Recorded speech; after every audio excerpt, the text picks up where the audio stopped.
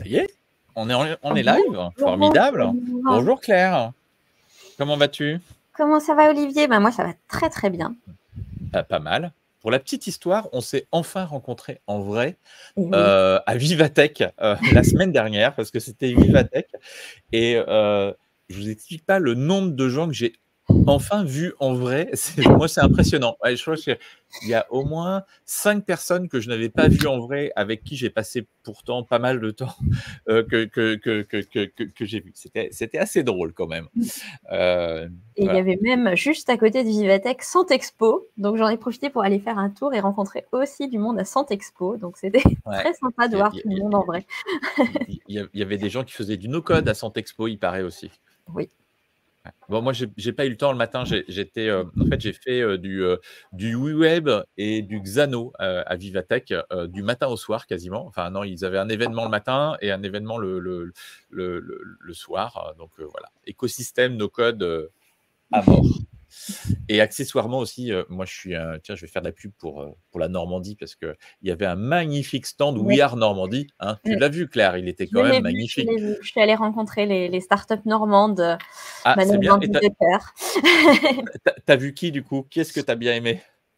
J'ai échangé avec les personnes de Walk qui font Ouais. une appli de garde d'enfants. Donc, du coup, parce que j'y suis Ouais. retournée moi le samedi avec ma fille, et du coup, ils nous ont dit Ouais. ah, vous avez un enfant.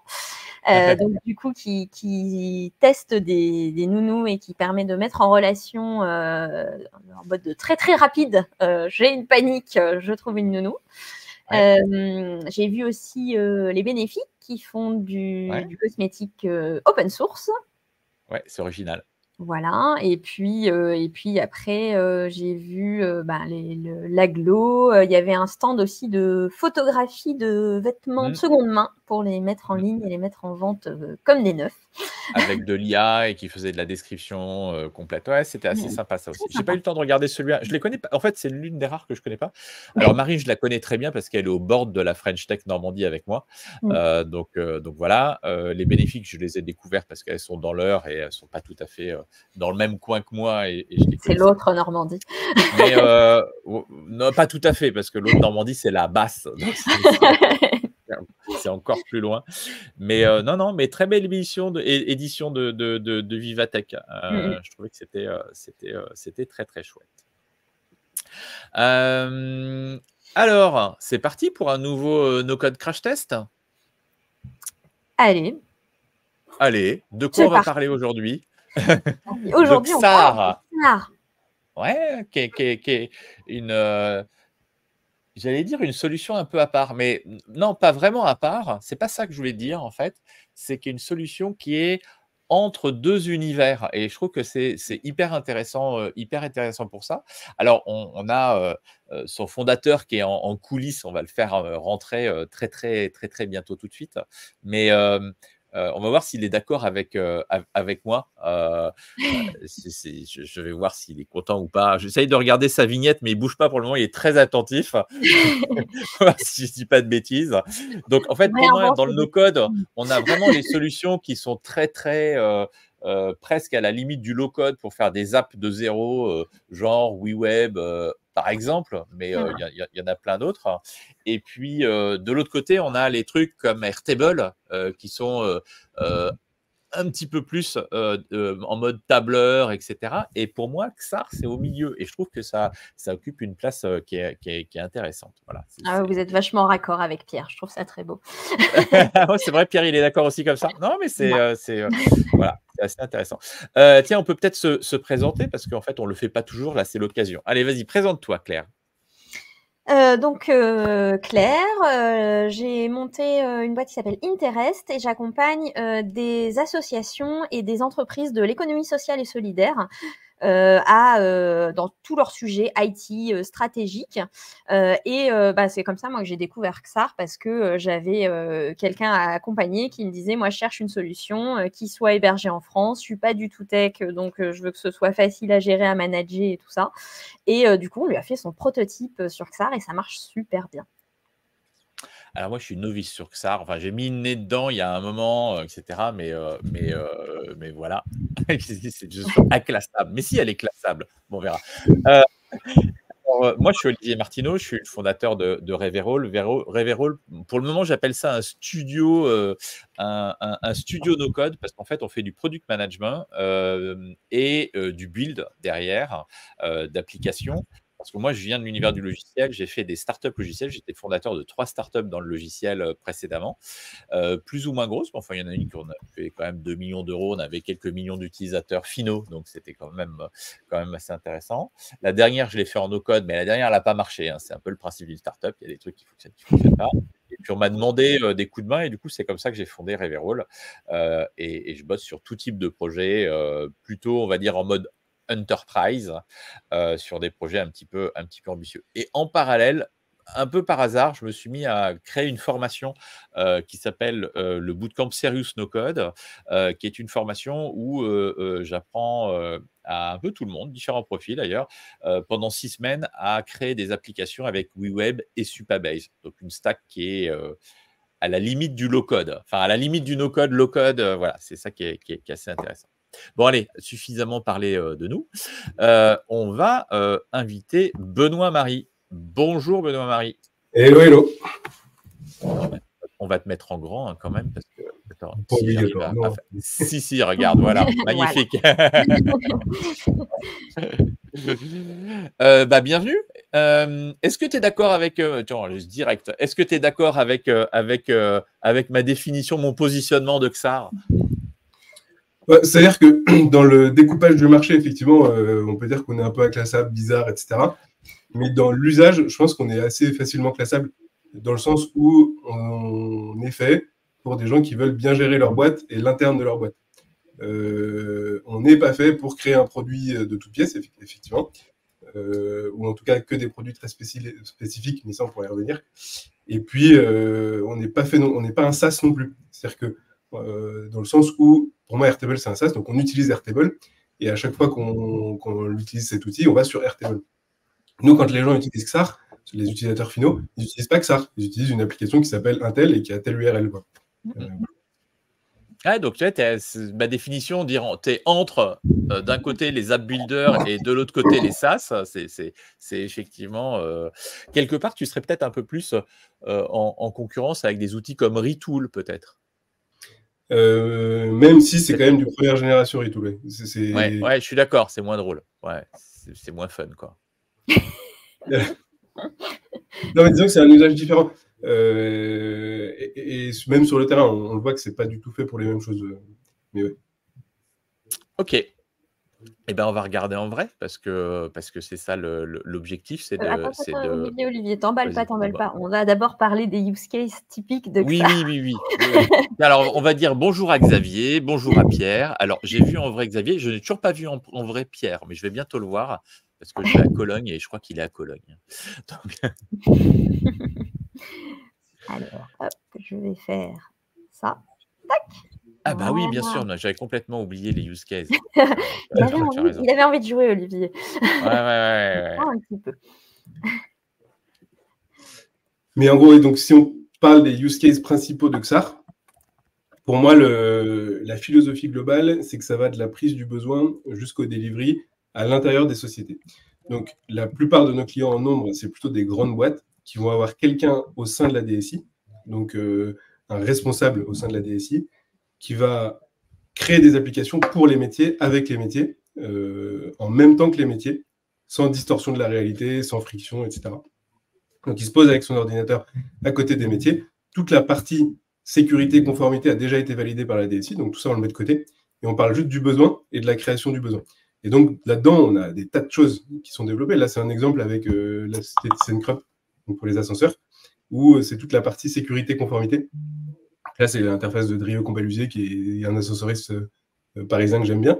Mais en gros, ils ont leur usine juste à côté de Paris, qui est impressionnante, parce que c'est une entreprise du patrimoine vivant, avec du bois, enfin bref, c'est assez sympa à voir. Et donc, eux, ils vont gérer toute leur qualité sécurité sur le logiciel qu'ils ont créé pour leur métier. C'est-à-dire pour que ça corresponde à la fois à la personne qui se trouve dans l'usine et à la fois au dirigeant qui, lui, va avoir une vue assez globale pour savoir quels sont les risques, quelles sont les opportunités et les menaces. C'est un premier exemple. Et puis après, dans les apps internes, il y a des tas de choses. Hein. Il y a ce soit tout ce qui est field service management, comme pour Enedis, où ils gèrent toutes leurs interventions. Il va y avoir aussi tout ce qui est... là, je vais donner un autre petit exemple. Voilà, ça, c'est toujours de Rio Combalizier. Ça, c'est avec la gestion de, effectivement, toutes les interventions sur le terrain. Donc, si on va au slide d'après, par exemple, on va voir comment ils font. C'est-à-dire que là, ils ont un tableau de bord qui vont vous permettre d'attribuer des entreprises ou des équipes à des endroits où il y a un problème. Et ensuite, il y aura toute la partie combien d'heures de tracteur j'ai utilisé, combien d'hommes, combien de tronçonneuses, est-ce que j'ai une chaîne qui a cassé, etc. Le compte-rendu d'intervention et derrière toute la facturation qui est gérée directement. C'est-à-dire que sur chaque intervention, c'est combien ça a coûté, c'est de l'externe, de l'interne, etc., etc. Donc, c'est vraiment des outils qui permettent de gérer l'entreprise au quotidien, d'avoir de l'excellence opérationnelle sur les process et d'aller beaucoup plus vite dans le delivery pour les métiers. C'est-à-dire que, de manière générale, on passe de 6-8 mois à créer une app en interne à 3 semaines pour la même couverture fonctionnelle. Donc, toujours derrière... C'est le gros avantage du no-code quand même, complètement sous-estimé par les DSI, cette rapidité à déployer des applications avec un niveau on va dire de sécurité globale même. Enfin, c'est aussi ça le but du jeu, c'est pas des bricolages, c'est un truc avec un niveau qui est vraiment top, quoi. Bah, surtout de notre côté où vraiment ça c'est notre plus-value, dans le sens où effectivement on a commencé à travailler avec l'armée de terre. On a fait des années de R&D financées par l'armée de terre qui nous ont permis quand même d'avoir un niveau de sécurité qui aujourd'hui, je pense, n'est plus approuvé. Et aussi, on fait de la personnalisation très précise sur la partie infra. C'est-à-dire que le cloud, c'est pas juste un serveur où on met des choses. Ça peut aussi être quelque chose de très poussé. On va avoir tel type de serveur avec tel type de firewall physique qui est fabriqué en France, qui est géré par des équipes françaises, tel type d'anti-DDoS, d'anti-brute force, qui est pareil, géré par une entreprise française, qui n'a aucun lien avec les US, etc., etc.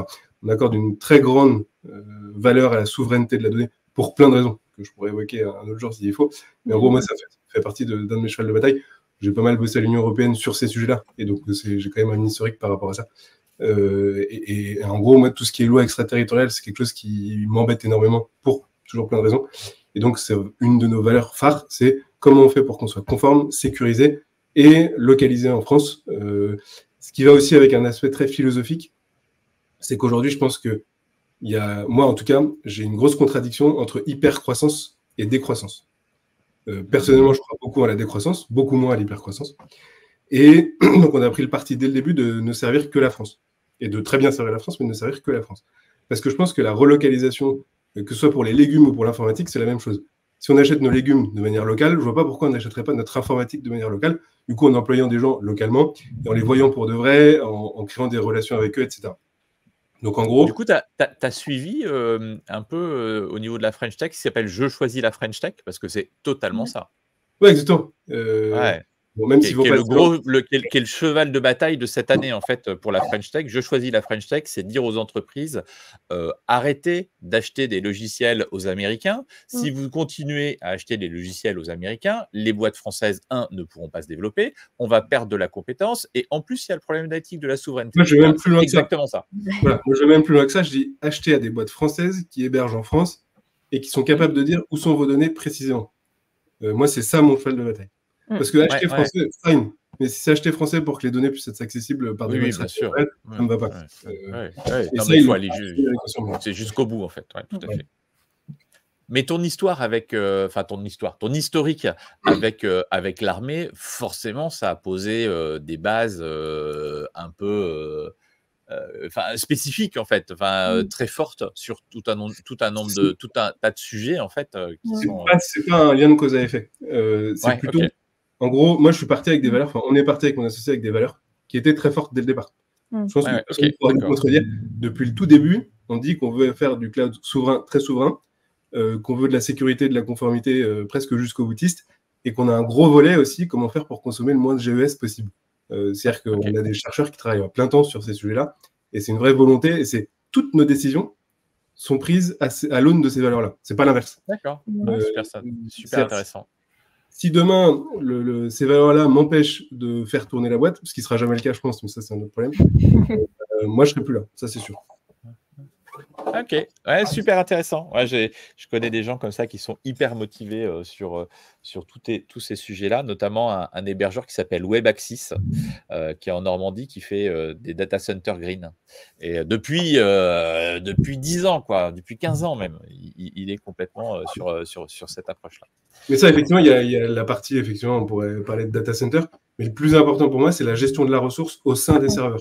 Et ça, c'est un bien sujet sûr. qui est beaucoup moins étudié. Pourquoi? Parce qu'une startup veut aller très vite à vendre beaucoup, Ouais. en général, et donc ils ne se soucient pas trop de la performance par rapport à la consommation. Ouais, tout à fait. Mais bref, ça c'est... Et c'est comme ça qu'on se retrouve avec des startups qui ont des factures d'AWS exorbitantes parce qu'elles ne s'occupent pas du tout de tout ça, quoi. J'avais une question commune qui est découlée de ça dans nos sujets, c'est est-ce que tu fais du on-premise? Oui, alors, effectivement, on fait du on-premise, mais on a une condition sine qua non avec le on-premise. C'est-à-dire qu'on dit aux entreprises qui nous utilisent on-premise, vous l'installez chez vous, on vous aide, il n'y a pas de problème. Et après, on fait un pen test, nos serveurs versus les vôtres. Si notre pen test est en notre faveur, vous revenez sur du SaaS. C'est malin. Pas mal. Ouais, vraiment pas mal. Ouais, et du coup, comme on gagne à chaque fois, pour l'instant, il y en a qui l'ont en hébergé localement, juste pour se rassurer, mais il y en a peu qui l'utilisent en hébergé localement, notamment parce que la scalabilité en local, c'est plus dur, parce que l'événementiel en local, c'est plus dur, etc. Et pour le coup, c'est hyper intéressant comme axe parce que effectivement, souvent les boîtes, elles imaginent que si elles gèrent elles-mêmes, si leur DSI gère elles-mêmes, ça va être mieux sécurisé, etc. Enfin, elles oublient que quand tu construis un SaaS, en fait, c'est la vie de ta boîte qui est derrière la sécurité et que forcément, tu as un niveau qui va être ultra important, quoi. Mais voilà. Intéressant comme approche, c'est drôle. C'est drôle. Effectivement, ça se défend bien. Bon, revenons sur les exemples. Oui, donc ça, c'est un autre exemple plus courant, donc de celui qui a été créé par un certain Cédric Collomb, je pense qu'il y en a qui le connaissent. Mais bref, c'est un exemple assez classique d'un ERP un peu global pour une TPE-PME, plutôt PME d'ailleurs, mais où il va retrouver tous ses process de A à Z sur un seul et même outil, et qu'il a créé en fonction de la capacité de la taille de ses équipes, et non pas en fonction d'un SaaS qui existe déjà, ou en fonction d'un outil un peu bizarre qui va devoir tordre dans tous les sens. L'idée, c'est de se dire, OK, je me pose sur mes process. Donc, on a mis une méthode en place qui permet de se poser principalement sur les process en prenant en compte la psychologie et les spécificités de chacun pour se dire, OK, en fait, ce qui constitue une boîte aujourd'hui, c'est des humains.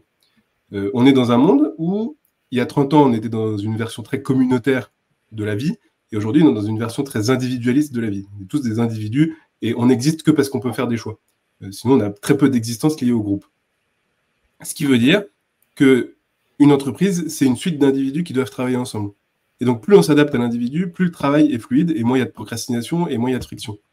Donc, on reprend toute une méthode qui inclut tous 360 là, où on prend en compte chaque individu, chaque prise de décision de chaque individu, chaque liberté de chaque individu, pour en faire un outil où chacun s'y retrouve, et où il n'y ait plus de procrastination, et où chacun puisse retrouver son interface telle qu'il la souhaite, au moment où il la souhaite, grosso modo. Okay. Et que tout soit centralisé pour qu'il n'y ait plus un petit outil pour faire ça, puis un petit outil pour faire ça, puis un petit outil pour faire ça, et évidemment sécurisé et conforme.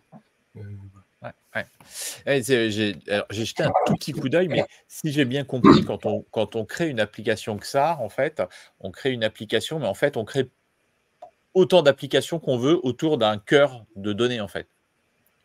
En fait, ouais, nous on appelle ça des personas, mais effectivement, on peut créer autant d'interfaces qu'on le souhaite sur une seule application. C'est-à-dire qu'en gros, on va avoir l'URL de l'application / quelque chose, et ce quelque chose, ce sera une autre interface, potentiellement avec une autre manière de se connecter. Par exemple, dans les grands comptes, ça va être, j'ai une persona qui va me permettre de traiter de la donnée, une persona qui va me permettre de déposer de la donnée, donc quelqu'un qui va ouvrir un dossier, créer un compte, peu importe. À l'intérieur de la société, on va pouvoir se connecter avec son SSO pour traiter les dossiers. Et puis, un directeur va avoir un tableau de bord, il veut juste voir les chiffres, et c'est ça qui l'intéresse. Donc, il aura son interface de tableau de bord, et rien d'autre.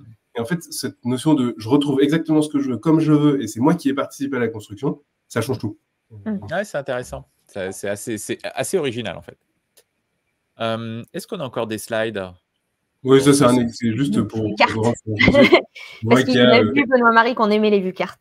Il y a le chantier, les devis, les commandes, les factures, les commandes fournisseurs, etc.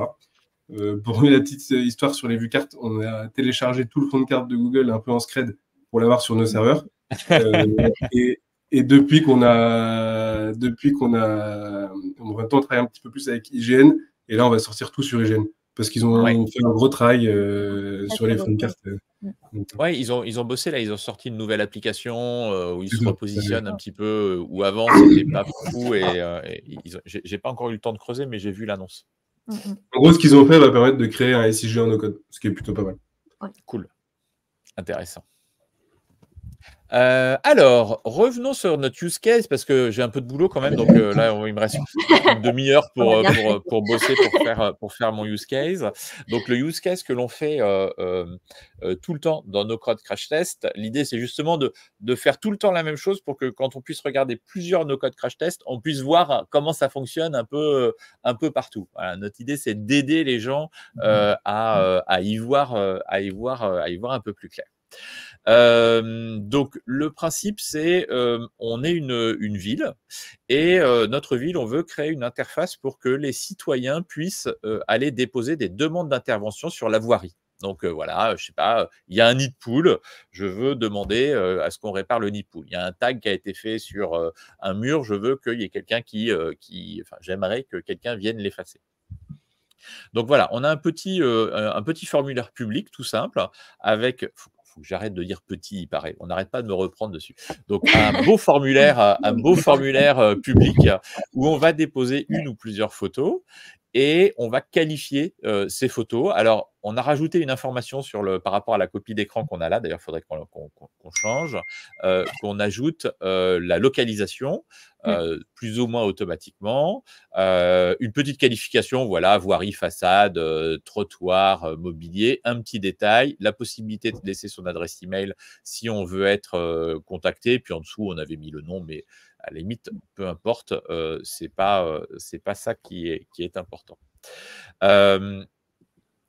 Alors, comment est-ce qu'on fait? Alors, pour le coup, moi, j'ai regardé, je dois dire, j'ai dû essayer rapidement XAR il y a plusieurs mois. Et du coup, là, j'ai recréé une application. J'ai fait Add Application et j'ai mis notre Crash Test Dummy en photo dessus. C'est tout ce que j'ai fait. Derrière, je n'ai rien du tout. Et ton interface est en anglais parce que tu aimes bien l'anglais ou non, mais pourquoi elle est en anglais? T'as le navigateur en anglais ou pas? Est-ce que ton navigateur est en anglais? Oui, je pense. Non, mais peut-être qu'à un moment ou un autre, quand j'ai créé mon compte, il était peut-être en anglais. Où est-ce que je change ça? Sinon, il faut retourner sur le menu de base pour changer, voilà, dans la petite roue crantée. Tac. Alors, je vais... Ah oui, non, en fait, je crois qu'on peut même pas le changer après coup. Je dois rester en anglais. Bon. Exactement. Bon. Je crois que j'ai réussi à le remettre en français, mais je sais pas comment j'ai fait. Si, ouais, mais en fait, il y a une seule manière, c'est la connexion. C'est à la connexion? Attends, c'est pas grave, hein, moi je me reconnecte. Là, il y a FR et EN. Où ça? Tout en bas. Ah, voilà. Ok, on se reconnecte. Hein. Ben voilà. Non, tu as dit que tu ciblais le marché français, ciblons le marché français.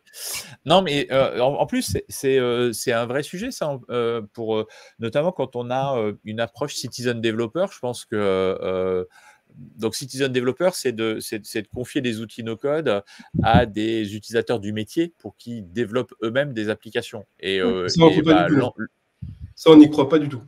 C'est vrai que tu n'y crois pas du tout? Bon, non, on va pas en discuter tout de suite parce que sinon on va pas y arriver. Hein, non, mais ça, moi, je ne crois pas du tout au Citizen Dev pour plein de raisons. Sur la création de logiciels. Sur l'utilisation d'Airtable, pas de problème, c'est un SaaS. Utiliser un SaaS, n'importe quel Citizen Developer peut le faire. Créer un logiciel avec des logiques de base de données un peu plus poussées qui sont liées à des interfaces et à des systèmes d'authentification. Je pense même que c'est dangereux parce que du coup, on n'est pas dans le global du SI et en fait, aujourd'hui, ce qui est le plus important, notamment pour l'utilisation des IA demain, etc., c'est la donnée et l'unification de la donnée. Et donc, une urbanisation la plus précise et la plus fine possible. Et du coup, des données de référence qui sont intègres et du coup, des vrais tests sur l'intégralité de la donnée à l'échelle d'une entreprise. Ouais. Et si on donne ça à des citizen developers, ça casse tout ce travail-là. Et du coup, ça crée du shadow IT, ça crée des gros problèmes de sensibilité de données, etc. Ou avec des données fantômes un peu partout en plus, potentiellement. Donc, Alors, c'est sûr que moi clairement, sur la modélisation des données, c'est un sujet, hein. On ne peut pas laisser les utilisateurs modéliser des données, ils ne sont pas formés pour. Bon, allez, on revient à mon truc parce que sinon, on ne va pas y arriver. Bon, alors, où est-ce que je crée mon formulaire? Est-ce que je vais dans Data? Ou est-ce que. Donc, il y a plusieurs que manières de faire. Soit on se dit, je veux partir des données et j'ai déjà mes données, donc j'ai juste à faire un petit copier-coller de mes données pour créer mon formulaire. J'en ai Soit pas. je me dis, je n'ai pas mes données, je veux juste créer un petit formulaire. Donc dans ce cas-là, c'est dans Workflow, en haut à droite. Ok, allez, go. Donc j'en ai un qui est créé par défaut que je peux réutiliser sans problème. Je peux prendre celui-là? Ouais. Ok. On va le renommer comme ça, on va savoir où on en est, quoi. Nom du parcours. Donc celui-là, ça va être demande d'intervention. Voilà. Hop. Parfait. Ok. Donc là, il faut un grand écran quand on utilise XAR. Ou dézoomer. Ou dézoomer. Je pense que... Ah ouais, allez, ça sera mieux. Ça sera mieux. Effectivement, je suis peut-être un peu zoomé. Voilà, ok. Et maintenant, qu'est-ce que je fais? Et maintenant, là, on va cliquer sur un petit plus gris, peu importe où, à l'endroit où vous voulez positionner quelque chose. Ouais. Et donc là, on a du contenu basique. Donc ça, c'est vraiment pour faire des interfaces. Ça va être des images, du texte, des choses comme ça, quoi. Dans le texte, on va pouvoir mettre des variables, mais pour l'instant, il n'y en a pas parce qu'il n'y a pas de champ qui a été créé. Voilà, ok. On va mettre un heading 2 et je vais le mettre au-dessus. Je peux le déplacer? Voilà. Et ici, donc, du coup, je recommence. Et on va mettre un premier champ. Donc, mon premier champ, c'est le dépôt d'image. Donc là, on va aller dans le champ. Donc, il y a la catégorie champ. Et on va aller sur la catégorie fichier. Soit on le recherche tout là-haut, parce qu'il y a une barre de recherche. Fichier, ouais, ok. Fichier, là, on va cliquer sur le champ.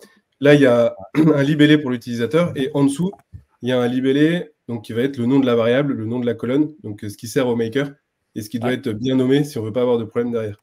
Donc, nous, on a des petites stratégies de nommage, etc. Donc, je crois que c'est un peu pareil partout. Et après, on a quelques petites options. On peut afficher le fichier si c'est une image une fois qu'elle a été uploadée, des choses comme ça. Hop, voilà. Alors, tu me disais afficher l'image quand c'est uploadé. Voilà, ça, c'est des petites options, mais bref, peu importe. C'est ça? On peut le rendre, afficher le fichier si c'est une image en PDF. Ok, très bien. Ça, c'est on peut aussi mettre le caractère requis du champ. Et on peut, après, dans les règles, on peut mettre plein de règles. En gros, c'est des regex visuels. Donc, on peut dire, je veux que ce soit que tel type de fichier. Je veux qu'il ne dépasse pas tant de MO. Je veux qu'il commence ou qu'il finisse par ça, etc. etc.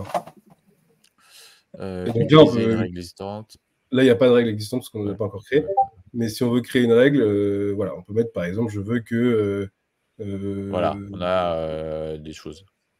Voilà. Est égal. Ok, ça marche. Et donc là, on crée des règles et on crée des messages d'erreur liés aux règles. Si on va dans les 3 petits points, on peut mettre le message d'erreur. Et donc, si la règle n'est pas respectée, alors il y a un message d'erreur. Bon, on ne va pas aller jusque-là. Alors, on continue. Le petit séparateur, en fait, c'est pas une ligne, c'est juste pour pouvoir ajouter des choses à l'endroit où on veut exactement. En fait, c'est un système de lignes et de colonnes. On peut rajouter des colonnes dans une ligne, on peut rajouter des lignes. Ça, c'est pour la partie responsive et aussi pour la partie droit. C'est-à-dire qu'on va pouvoir donner des conditions, dire je veux afficher telle colonne quand il se passe ça. Et derrière, c'est des vraies requêtes SQL, c'est-à-dire que d'un point de vue sécurité, si la personne ne voit pas la colonne, il ne peut pas accéder aux données qu'il y a dans la colonne. Si tu veux, tu as une prévisualisation en haut, Olivier. Si tu voulais voir ce que ça donnait du coup. Voilà. Oui, on peut voir ce que ça donne sur smartphone, sur tablette, etc. Voilà, magnifique. Ok, parfait. Allez, je continue. Là, j'ai un petit... donc, c'est un... Ah, on a l'adresse. Tiens. Donc, on peut mettre un champ adresse. Champ adresse. Adresse, ok. Parfait. Et quand on clique sur le champ adresse, on va pouvoir rajouter, par exemple, la géolocalisation. Donc, si on est sur smartphone, on peut géolocaliser. Voilà. On peut aussi afficher la carte pour positionner le point directement sur la carte. Si, par exemple, c'est pas une adresse. Génial. Parfait. Parfait, ça correspond bien à notre besoin, ça. Emplacement de l'incident.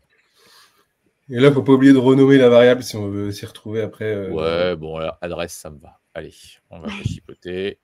Ensuite, on a un single select pour déclarer le type de champ. Donc là, comment on appelait ça? C'est quoi dans notre... Je vais dire ça tout de suite. Ah bah moi je vais mettre des boutons parce que je préfère des boutons. beaux, Et ces boutons. les valeurs, c'est ici. Alors on a Hop, on avait appelé ça. trottoir, On l'avait en emplacement, celui-là. Donc, t'es bien. emplacement. Ok. Mais du coup, tu en as déjà un. C'est pas grave. Ah, ouais, bon, allez, on va dire que c'est un problème de wording. C'est hyper important le wording. Qu'est-ce qu'on avait mis? Trottoir, Nous chaussée, avions trottoir, façade, voirie et mobilier. voirie et mobilier. Hop, mobilier. Voilà. Alors, moi, j'en Et là, profite. pour chaque petite option, on peut très bien, dans les 3 petits points, mettre une valeur et une couleur. Ça, c'est pour avoir des... Ah, voilà, c'est ça que je voulais. Alors, le trottoir, il est vert. C'est toujours vert, le trottoir, bien sûr. La voirie, Ça va de soi. c'est couleur goudron. La façade est Rose. est rose. Voilà, la façade est rose. Et le mobilier est rouge, parce qu'on n'a Voilà. jamais le droit de s'asseoir dessus. Et on Ça a peut aussi marché? donner une valeur. Ça, c'est pour faire des calculs après, avec des pondérations en fonction des réponses, etc. Ah, toi, tu Ça a voulais pas- ah, changer les couleurs des boutons. ça n'a pas C'est marché. ça que Je tu voulais voulais changer. faire. Non, en fait, ouais, les boutons, c'est du design system. Donc, il faut venir dans le design system pour modifier le design Ah, system. ok. Là, ça va plus être D'accord. pour les tuiles, quand on sera, par exemple, dans un tableau, une liste. Ou... Ok, d'accord. Ah oui, alors c'est ça qui m'a toujours un petit peu troublé dans XAR, c'est que on définit à la fois la partie formulaire et à la fois la partie base de données en fait. C'est ça qui est un peu le spécifique pour moi de XAR. Voilà, on est en train Alors, de créer des champs. Je commence par créer Ouais. la base de données, moi, en fait, intuitivement. Ça, c'est mon passé de développeuse. Ah J'ai bah oui, commencé mais moi par aussi. créer la base de données et après, j'ai rajouté mes champs dans le formulaire. Ouais, voilà. C'est vrai qu'on Ah peut oui. faire les deux. Et en On peut plus, faire dans les quand deux tu fais la sens. base de données, on peut très bien importer des données de n'importe quel autre logiciel. Et du coup, ça Mm. permet d'avoir directement les choix à positionner. Qu'est-ce Mais, qu'on a dans par notre contre, formulaire tu encore aurais après, pu, Claire? si tu voulais égayer un petit peu tes boutons, tu aurais pu mettre des emojis dans les intitulés, dans les libellés. Et comme ça fait des trucs très mignons, je trouve. Voilà. Ok. J'aime Ouais, beaucoup cette alors, interface bouton. Alors j'en profite, je fais mes doléances. J'adore cette interface bouton et je suis très frustrée qu'elle n'existe pas en multiselect et en champ lié. Mais voilà, moi j'adore cette interface. C'est vrai, je suis d'accord. J'ai déposé la demande, j'attends toujours. C'est pour ça, j'en profite. Je vais Bah, tu as raison. Alors après, on avait un Classe champ de perroquet. texte pour mettre du détail. Alors, un champ texte, bon, bah, ça, je vais trouver. Attends, et si je fais texte comme ça? Voilà, il y a le Voilà, ok. Tu n'as qu'un seul type de champ texte. On peut faire un champ long ou court? Oui, il y a Comment est-ce qu'on paragraphe fait? aussi. Il y a Ah, c'est paragraphe paragraphe, avancé ok. avec du HTML. Ça s'appelle paragraphe. Ok. Des fois, il y a des petites... voilà, parfait. Et là, on Donc peut même là- mettre un éditeur avancé à droite, ce qui va permettre d'avoir toutes les petites options habituelles. Ouais, bon là, on va pas faire ça parce que c'est pas... voilà, c'est pas forcément... C'est pas forcément adapté pour moi s'il commence à nous mettre de la couleur dans le détail, à chipoter. Ensuite, on a email, me semble-t-il. Bienvenue, PGP qui commence à suivre la chaîne No Code France. Ah, mais bienvenue, il y a plein de choses sur la chaîne No Code France. Si vous voulez être averti de l'avancée... Mais là, du coup, on aurait dû mettre un champ mail parce que... Ah oui, pardon, j'ai pas vu. ce que j'ai T'as mis un fait. champ mail. Désolé. Ce que j'ai fait. Il va trop vite, Olivier. On n'arrive plus à le suivre. Votre adresse email, contact, hop, champ Je requis, regarde si je non. peux faire quelque chose pour Pierre et Jacques et Nicole qui nous disent que c'est un petit peu flou. Mais je ne sais pas quoi faire. Ouais, c'est bizarre, le stream il est flou. Il est pas flou d'habitude comme ça. C'est... ouais, je ne sais pas. Je ne sais pas si on a fait quelque chose. Ouais, Est-ce que c'est... Non, parce que moi, c'est pas flou à mon écran, sur mon écran, hein, je vous rassure. Alors, là, je voulais mettre un petit champ texte tradi. Ça, c'est pour le nom. Hop, votre nom. Donc là, c'est nom déclarant. Hop, hop. Et là, on peut très bien aussi, dans le nom, pouvoir typer ce champ-là en champ utilisateur pour le remplissage des registres, etc. Ça, c'est juste d'un point de vue RGPD. En gros, on peut typer les champs. Et il y a un type de champ qui s'appelle utilisateur et qui va permettre de remplir des registres automatiquement, d'avoir une protection supplémentaire, etc. D'accord. Utilisateur. Et du coup, c'est liaison utilisateur? Non, c'est simplement dans le champ texte.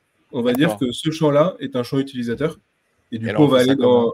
C'est le petit lien qui est en bas. Modifier...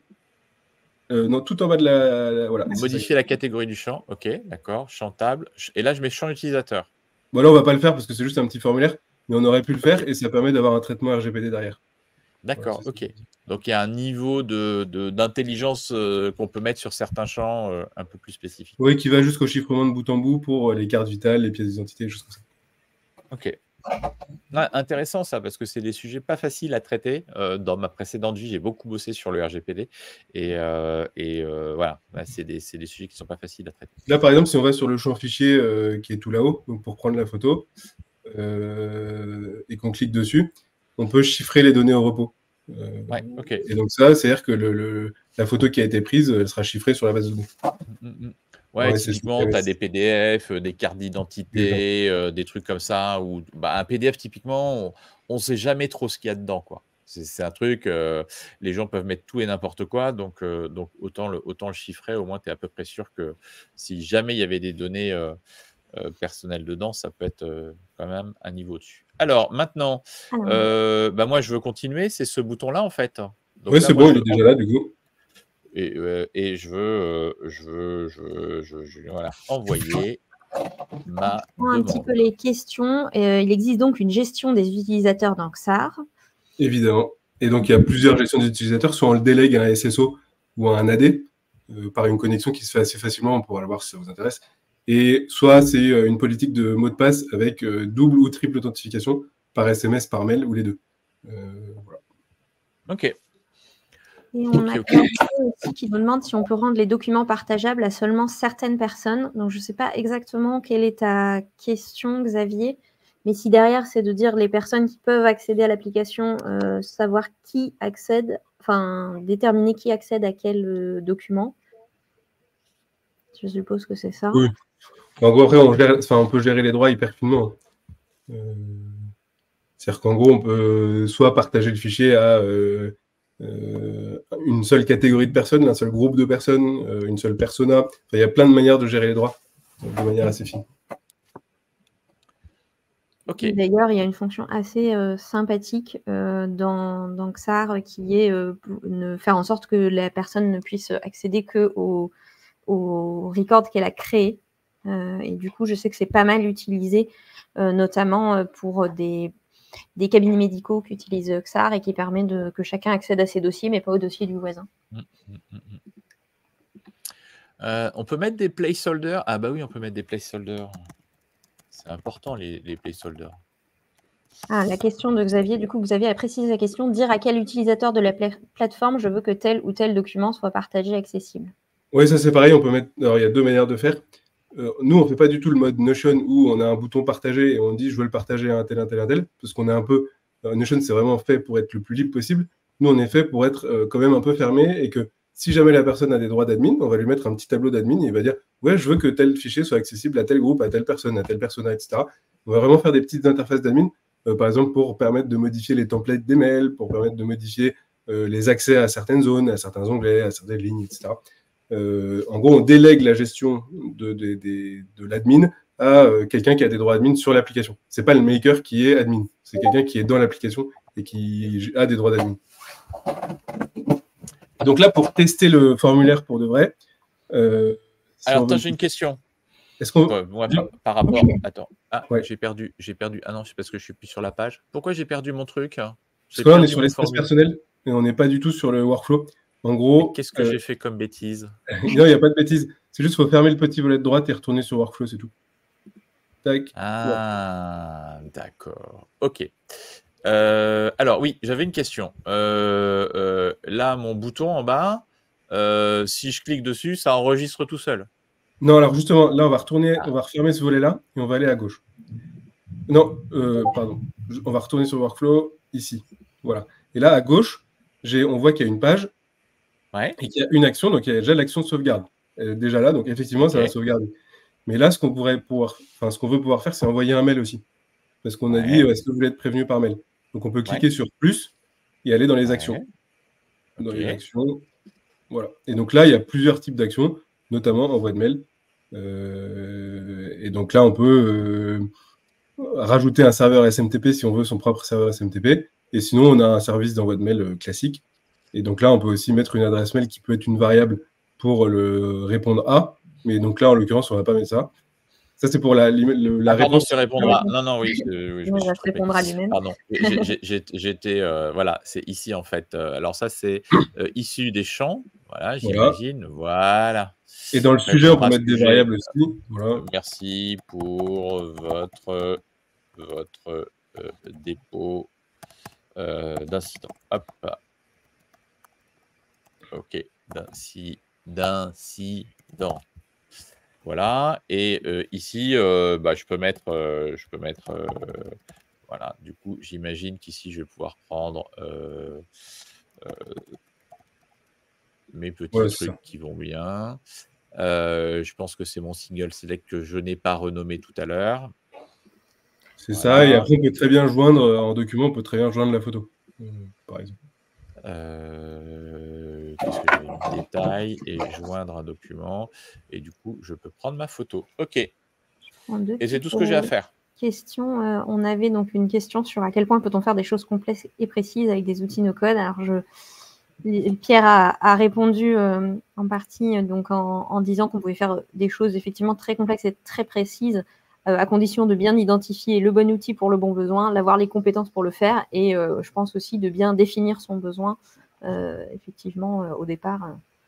Mais on peut faire des choses effectivement très très poussées et je confirme étant développeuse que moi ma question plutôt aujourd'hui est en fonction du besoin effectivement quel va être le bon outil et à quel point on va devoir tordre un outil pour répondre aux besoins et donc à quel moment en fait ça devient en termes de temps plus intéressant de développer certaines fonctions que de le faire en no-code, mais la plupart des besoins, en fait, aujourd'hui, on arrive très très bien à les faire en no-code. Et du coup, il n'y a pas un no-code, il y a plusieurs no-code aussi. C'est vrai que des fois, l'appellation no-code un peu chapeau comme ça, il y a des gens, moi j'ai rencontré des DSI qui avaient une image complètement fausse du no-code en fait, parce qu'ils avaient vu un certain bout d'un truc et ils ne s'étaient pas rendu compte de tout ce que ça pouvait faire pour eux, quoi. Enfin bon.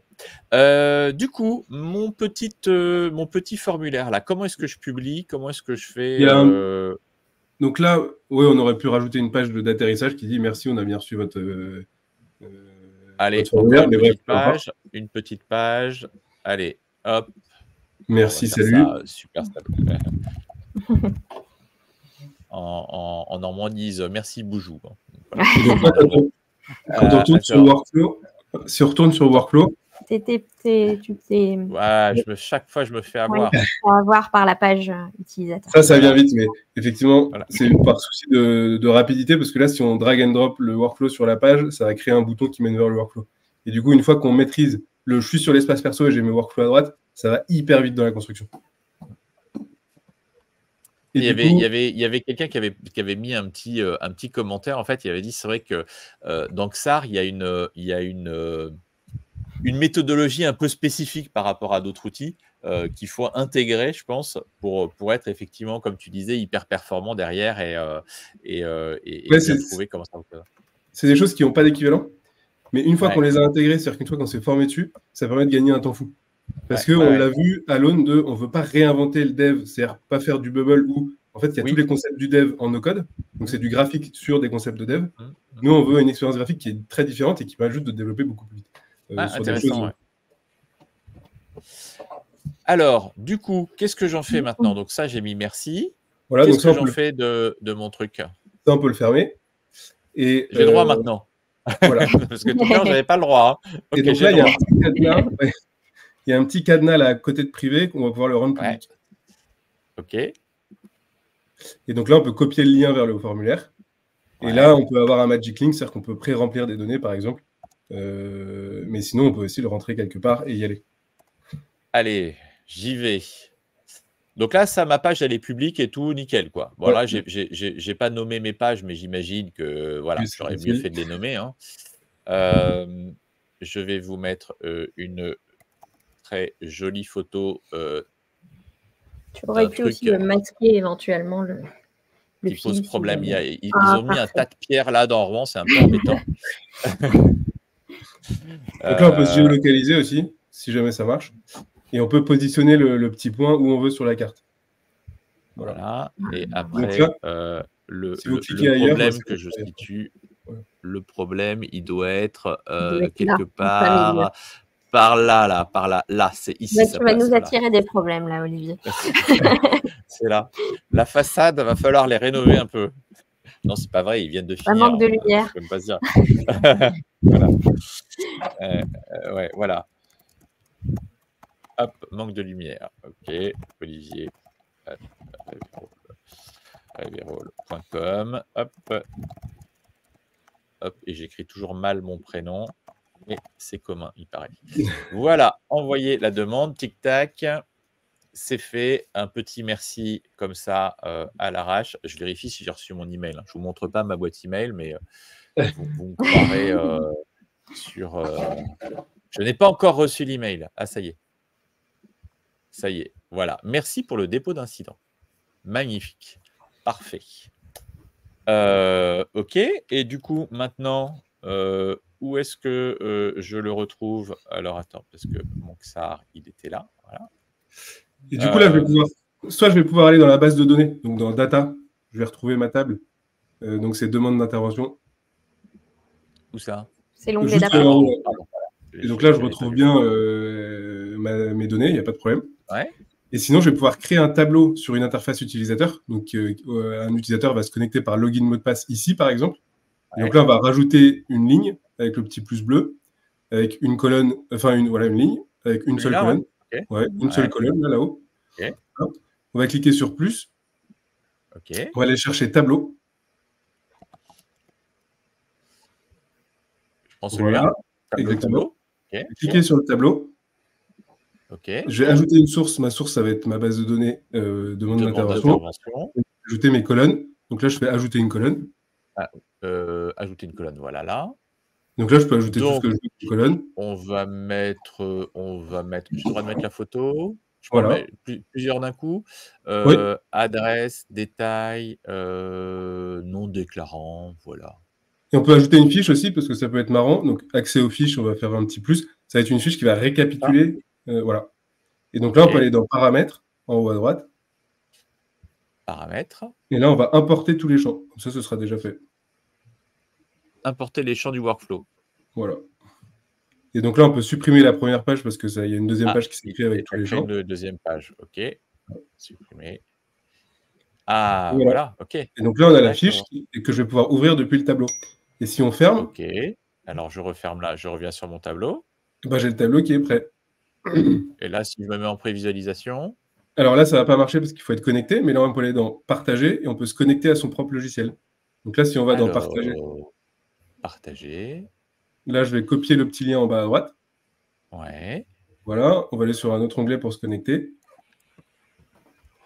Donc là, on va pouvoir créer un compte sur son propre logiciel. Ça, c'est tout paramétrable. Hein. On fait un truc de base. Hop. Je peux utiliser le même adresse email, peu importe. Hein. Oui, évidemment. Je mets password 1, 2, 3. Hein. Si je l'oublie, vous me redirez. Ah, il manque un truc. 1, 2, 3, point. 1, 2, 3, point. Voilà. Qu'est-ce que j'ai fait comme bêtise? Si, c'est les mêmes. T'as pas un espace qui traîne quelque part? Hop. Voilà, c'est... Non. Non. Ah là là, on a cassé XAR, ça y est.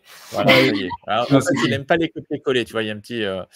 alors, c'est pas un problème, je vais le chercher, je l'ai reçu très vite. On peut faire du copier-coller. Voilà, hop, hop, hop. Xavier, c'est la logique de Voilà quoi qui qui est te fait. chiffonne? C'est Et Bubble donc ou là, c'est... voilà. Donc là, on arrive Et là, sur son application, et là, on peut ouvrir la fiche et aller modifier les infos et faire d'autres choses, hein. Après, ça peut être hyper poussé, mais là, ah ouais, c'est juste... sympa. Bah, c'est déjà bien quand même, tu vois. Pour le coup, la partie création des trucs, ça a été hyper vite. La partie création de la petite interface d'admin, en fait. C'est toujours un peu long et pénible, ce genre de choses. Et là, pour le coup, on peut pas dire, hein, ça a été vite. Et là, voilà, on peut Donc, mettre des filtres, on peut télécharger les données, on peut potentiellement en uploader aussi. Et là, si ouais. je veux que l'admin puisse aussi créer son formulaire, j'ai juste à retourner sur la page XAR. Et là, je viens dans les workflows à droite. Je glisse-dépose mon workflow sur la page. Où je veux. Ouais, ou en bas, en haut, peu importe. Voilà. Et là, il Voilà. peut Et là, créer une si on demande retourne, d'intervention. si on retourne sur le logiciel, donc là où on est connecté. Non, faut retourner là où on est Ouais, mais connecté. j'avais fermé lui. Attends. Ah mince. Non, c'est bon, c'est bon, c'est Voilà, bon, c'est c'est bon. bon. Il est là. Et donc là, Ok. si on clique sur demande d'intervention, en fait, on va arriver sur le workflow dans le logiciel directement. D'accord, ok. Ça peut te Donc, en permettre fait, de rajouter. un workflow, c'est pas vraiment une page. C'est un peu à part, en fait, un workflow. C'est une sorte de page, mais pas vraiment une page, en fait. Là, on a vu le concept de workflow, Un donc ça permet formulaire. de créer des données. Et là, on a vu aussi le concept de fiche, donc ça permet d'afficher la donnée une fois qu'elle a été créée. Et dans les fiches, on peut mettre tout ce qui est lié à la donnée. Donc, par exemple, toutes les factures liées à un client, toutes les interventions liées à une commune. Enfin, voilà. Mais du coup, parce que dans les workflows, on va pouvoir ajouter d'autres types d'actions. Donc, ce que tu as fait d'envoyer un mail, de faire d'autres choses, quoi. Donc, un call API, de la signature électronique, faire appel à un LLM ou à un SLM, etc. Ce qui est drôle dans c'est que c'est très arborescent, en fait, l'application. Parce que là, tu peux avoir toutes tes pages. Après, tu cliques là, tu peux avoir des pages qui sont affichées sous forme d'onglets. Ici, on avait là automatiquement, pareil, nos différentes étapes. Alors là, je ne les avais pas nommées, mais j'imagine que si je retourne sur mon workflow, ici, voilà, ici, j'imagine que je peux nommer mon truc. Hein. Demande, confirmation. Hop. Alors, c'est simplement, et puis après, il y a un design par défaut pour tous les concepts, et on peut fine-tuner tous les designs un par un. Et notamment, il y a la notion de design system qui va permettre d'appliquer à chaque fois le même design system à chaque modal, à chaque tableau, à chaque workflow, etc. D'accord. D'accord. Oui, le workflow, donc, du coup, on va avoir des enchaînements d'actions ou de pages. D'ailleurs, on nous demande est-ce qu'on peut remplir une fiche en plusieurs étapes du workflow.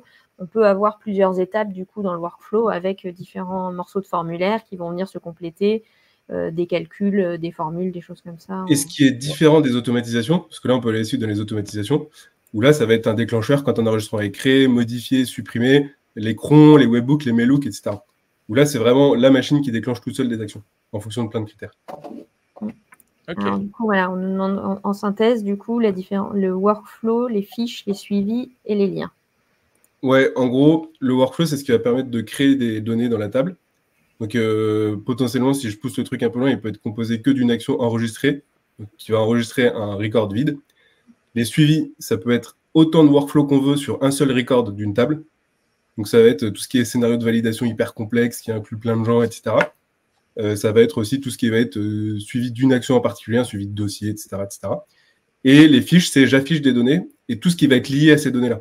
Donc, j'affiche, par exemple, la donnée de mon client avec nom, prénom, adresse mail, numéro de téléphone, etc. Mais aussi toutes les factures qui sont liées à ce client, tous les contacts qui sont liés à ce client, etc., etc. Donc, la fiche, c'est pour afficher des données, et enfin un record dans une table, et tout ce qui va être lié à ce record-là, d'une manière ou d'une autre. Qu'est-ce que je voulais te demander? Par rapport au connecteur, à quoi on se connecte en externe? Donc, avec du make, du Zapier, etc., on peut se connecter sur des sources de données. Alors, on ne peut pas se connecter sur des sources de données, mais on peut importer les données, en fait. Si Alors, il y a plusieurs modes. En gros, là, sur les connecteurs, effectivement, on peut créer des clés API par application. Donc, on va pouvoir créer des clés API pour toutes les applications ou par application. Donc là, ajouter une clé API, hop, et après, on a un Swagger avec une API publique qui est très complète.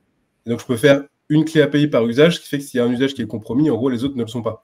Donc, c'est une bonne pratique cyber. Oui, clairement. Et tu peux pas mettre des droits sur tes clés, en fait. Elles sont Si, mais ça, c'est... En gros, là, on est sur une interface un peu standard. Et après, une interface supplémentaire qui est liée à un serveur dédié. Et dans ce cas-là, on peut avoir N makers par application, on peut avoir un design system, on peut avoir des droits par maker, on peut avoir... c'est un peu différent, mais ça doit être lié à son propre tenant serveur, parce que là, on est sur la partie mutualisée de l'ISDAP. Et dans ce cas, on peut mettre des droits sur les clés API, enfin, c'est des trucs un peu plus évolués pour les DSI, justement. Ok. Et oui, et donc ce que tu appelles les... Enfin, ouais, c'est toujours ça. Vous avez utilisé un vocabulaire à chaque fois qui est un peu spécifique, mais ce que tu appelles les personas, en fait, ça va être des bouts d'application quelque part, qui sont spécifiques à un type d'utilisateur. En fait, un persona, c'est sur la même application, donc sur les mêmes données, mais c'est une interface différente et un mode d'authentification différent. Par exemple, je vais avoir un persona où je m'authentifie avec le SSO et un autre persona où je vais avoir login mot de passe avec double authentification.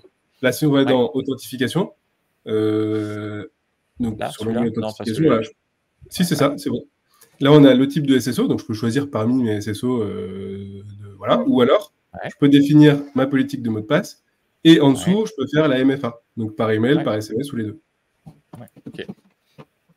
Persona, ça fait penser au profil marketing ou utilisateur. Oui, je pense que ça vient de l'UX design, effectivement, cette notion du coup. Et après, chaque persona va accéder à des interfaces différentes qui lui correspondent, quoi. Exactement. C'est ce que je disais tout à l'heure. C'est vraiment pour adapter chaque expérience utilisateur au poste de chaque utilisateur et à ce qu'il fait dans la journée, pour éviter qu'il ait trop d'infos, trop de données et qu'il ait les bons droits directement. C'est ce type d'utilisateur-là, il a besoin de quoi, en fait? Voilà. C'est ça le sujet. Alors, il nous reste juste une minute. On a fini. Parler prix. Et alors, on a parlé beaucoup au début, effectivement, de la philosophie, je dirais même sur le stockage des données, la conservation, et du coup, je pense, si on lit ça, le RGPD, alors du coup, on ne l'a pas précisé, mais je crois que XAR a une certification HDS aussi. Oui, exactement. En fait, on est même en partenariat avec l'ANS, donc l'Agence du numérique en santé, pour faire valider certaines applications qu'ils demandent avant mise en prod. Donc là, tu as été très très loin sur le sujet, quoi, en fait. Hein, parce que je pense que c'est quand même un peu le Saint Graal, quoi. Mais je pense que c'est important d'aller loin sur ce genre de sujet, parce que sinon, il n'y a pas beaucoup d'alternatives et on fait n'importe quoi. Et du coup, proposer des alternatives à des gens qui n'en ont pas, c'est quand même sympa. C'est-à-dire se rendre utile, tout simplement. Moi, je trouve ça assez sympa. On a eu le débat au dernier live e-santé, justement, entre effectivement les quelques applications qui permettent de faire du HDS en full no-code, ou sinon, il faut avoir son serveur et déployer soi-même, et tout de suite, ça devient autre chose, notamment pour les petites structures. Et du coup, tout à fait, on arrive à la question, les tarifs, comment ça fonctionne? En gros, il y a plusieurs types de tarifs. Tu peux nous repartager la page, je sais pas je vais mettre la page tarif, moi. Mais pour faire simple, les créateurs ne payent jamais. C'est-à-dire quelqu'un qui crée des logiciels ne paye jamais. Si c'est un freelance, on va lui offrir toutes les fonctionnalités. Ce n'est pas à lui de payer, c'est à ses clients de payer une fois qu'ils s'en servent vraiment. Ensuite, pour ceux qui ont des utilisateurs, pour faire simple, c'est il y a deux petits forfaits avec un nombre d'utilisateurs externes et internes. Externes, grosso modo, c'est ceux qui ne font pas partie de l'entreprise. Internes, c'est ceux qui ont un contrat de travail avec l'entreprise. Donc, il y a 3 personnes internes qui font partie de l'entreprise à 21 €, 10 à 112 €. Et puis après, il y a du sur devis parce qu'il y a de l'infra derrière. Donc, quel serveur je veux, quel firewall, etc. Ça, on peut aller assez loin. Mais voilà. Donc là, en fait, on peut avoir, on est limité à 10 utilisateurs pour 112 € par mois, ou alors après, tu as un coût par utilisateur? Non, après, il y a un coût par utilisateur qui est de 8 € par utilisateur par mois. Ok, d'accord. Ouais, on n'est pas bloqué, on n'est pas obligé de passer au mode entreprise parce qu'on a 20 utilisateurs, en fait. Oui, ok, d'accord. Oui, et donc après, ça, c'est... Dans les faits, on limite pas trop, c'est juste ceux qui en ont 50, on va les voir, on leur dit, ce serait peut-être pas mal de payer un peu plus. Mais grosso modo... C'est pas hyper strict sur la volumétrie, en fait. Ok. En fait, oui, on n'a pas mis en place de barrière volontairement pour que ce soit plus du OK, on discute ensemble, que du ah bah non, je suis bloqué à 28 alors que dans mon business, j'ai absolument besoin d'inviter quelqu'un. Je suis obligé de sortir la carte bleue, c'est chiant. Ouais, ou tu sais, toujours les stagiaires, les alternants, tous ces trucs-là, tu sais, des fois, tu hésites à leur donner des licences, parce que, à les ouvrir les logiciels, parce que ça coûte des licences, et puis au bout d'un moment, ça commence à piquer. Donc, du coup, entre le starter et le business, après, il y a le côté personnalisation graphique qui est différent. Le côté API aussi, éventuellement. Et puis voilà, c'est essentiellement ça les différences. Et puis après, tu passes sur des règles de sécurité un peu plus évoluées, sur des besoins un petit peu plus un peu plus ouais, bon, Alors, 1000 attends, ouais. emails par heure, ça commence à faire déjà pas mal. On a des petites questions. Du coup, c'est 112 plus 8 par utilisateur quand on a plus de 10 utilisateurs. Je ne sais pas exactement comment se fait la distinction en fait entre utilisateur interne et utilisateur externe. Interne, c'est j'ai un contrat de travail avec l'entreprise qui a souscrit l'abonnement. Donc, je suis un salarié, je suis interne. Je suis un prestataire, je suis un client, je suis un fournisseur, je suis externe. D'accord, mais ça, du coup, comment vous le voyez au niveau de XAR? C'est en fonction du domaine de l'email, c'est ça? Non, en fait, c'est toujours philosophique. Nous, on aime plus la philosophie que les règles. Mais en gros, le principe, c'est le cloud, ça coûte cher quand il y a beaucoup de calculs. En interne, on s'en sert souvent, il y a beaucoup de calculs. En externe, on va se connecter une fois par mois, une fois par an, une fois par trimestre. Donc, par exemple, il y a des clients qui nous disent, bah non, mais moi, j'ai des collaborateurs, ils vont se connecter qu'une fois par mois et ils vont rien faire du tout. On leur dit, mais les en externe, pas de problème. En gros, c'est plus, on discute et nous, on se rend compte par client combien ça nous coûte en cloud. Et dès qu'on perd de l'argent, on les appelle, grosso modo, pour faire ça. Ok. Et on nous demande aussi, du coup, est-ce qu'il y a des comptes agences sur lesquels on peut construire l'application et du coup transférer aux clients quand il y a... En fait, il y a des comptes agences sur lesquels on va pouvoir créer des comptes pour les clients et on va pouvoir déclarer le client. Et à partir du moment où on déclare le client, les données et les configurations vont soit lui appartenir, soit pas lui appartenir. Les données, c'est conseillé. Les configurations, on peut très bien revendre sa propriété intellectuelle a posteriori. Et donc, on va garder la propriété intellectuelle des configurations jusqu'à au jour où on lui revend, grosso modo. Parce que le principe de XAR, c'est aussi qu'on donne la propriété des configurations et des données à ceux qui créent. Et donc, potentiellement, demain, on peut l'installer ailleurs sans problème. Nous, on donne un émulateur qui permet de l'installer sur n'importe quel serveur. Et aussi, ça va permettre de le rendre open source si on le souhaite, sans difficulté. Et donc, cette partie-là, est gérée sur une interface spécifique agence. On va pouvoir déclarer des clients, développer pour eux, et une fois que c'est prêt, leur envoyer soit juste l'application pour que les données soient propriétaires de la personne à qui on l'envoie, soit l'application et les configurations pour qu'ils puissent se modifier eux-mêmes derrière, etc. Voilà. Super. Super. Bon, bah, question timing, on est pas mal. On a vu pas mal de choses. On nous demande juste, on y a accès comment? Je suppose que c'est au mode je viens juste vous envoyer un petit mail à direction@xar.com. Et ça, c'est pour tous les agences et les freelances qui veulent avoir un compte spécifique. Voilà. C'est gratuit. Il y a toutes les fonctionnalités dessus. Super. Cool. Bon, tu peux me transformer mon compte en compte agence, alors je vais regarder en détail. Non, super intéressant. Je vais recreuser du coup parce que moi mais là on a fait un bon tour, c'était quand même très très cool. On a réussi à faire notre appli même plus parce qu'on a eu notre interface d'administration. Là, on est dans les champions là en termes de fonctionnalité, de délai de déploiement sur une solution. Donc vraiment très très cool. Belle découverte. La rapidité pour créer le tableau, c'est quand même cool. La rapidité pour créer le tableau, c'est assez satisfaisant, je crois. Ouais, clairement. Je suis bien d'accord.